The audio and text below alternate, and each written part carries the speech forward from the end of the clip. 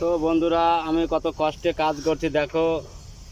আমাদের ফোরম্যানরা কত কষ্টের কাজ দিয়ে দেখো কিসের ভেতরে আমি কাজ করছি, কোথায় কত আমাদের পরিশ্রমের কাজ।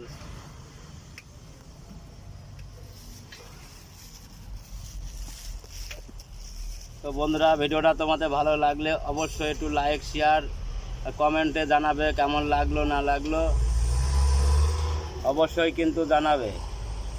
আর আমি কত কষ্টে দেখো কাজ করছি, এখানে মানুষ যাওয়া যায় না, কত পরিশ্রম। কোথায় আমি কাজ করছি দেখেছো? গোয়ার ভেতরে।